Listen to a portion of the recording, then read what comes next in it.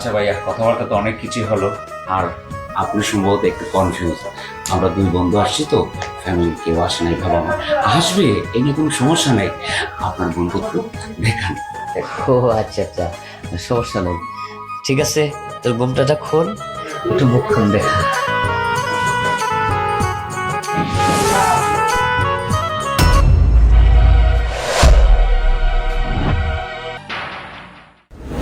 দেখেন ভাইয়া, আসছেন, আনন্দ পাইবেন, কোনো সমস্যা নাই, তবে পেমেন্টটা একটু বেশি দিয়েন। আরে টাকা লাগে, টাকা দেবো, বুঝছো? তো কথা হচ্ছে কি, আমারও যদি ঠিকঠাক মতো মজা দিতে পারো তাহলে টাকা পয়সা নিয়ে একদম তোমার টেনশন লাগবে না, বুঝছো? আচ্ছা ঠিক আছে, সমস্যা নাই, আমি অনেক আনন্দ দিব।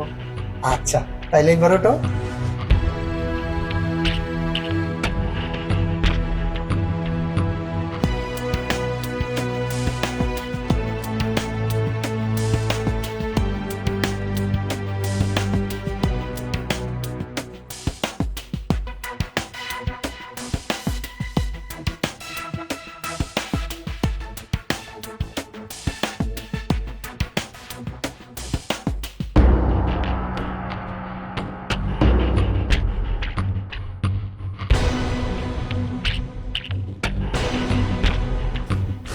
বন্ধু, এবার তুই যা।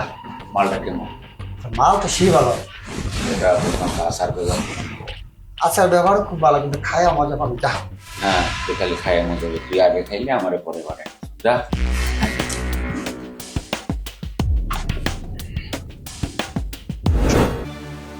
কি দেখা হয়েছে? হ্যাঁ ভাইয়া, দেখা যাচ্ছে।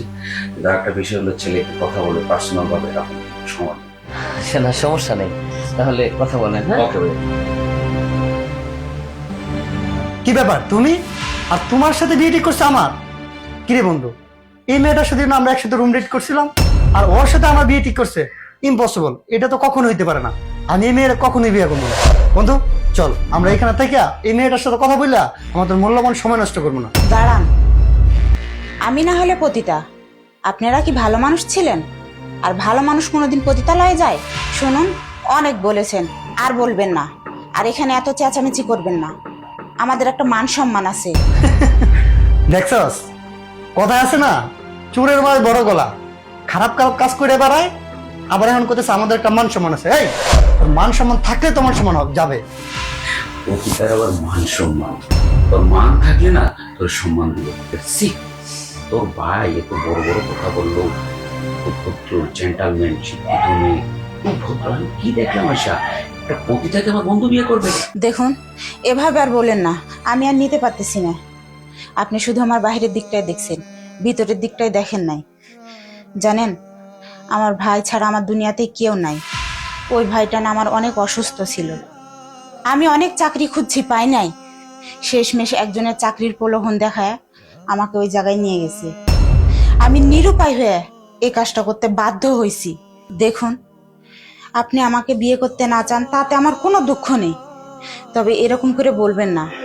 এগুলো যদি আমার ভাই জানতে পারে, আমার ভাই সহ্য করতে পারবে না।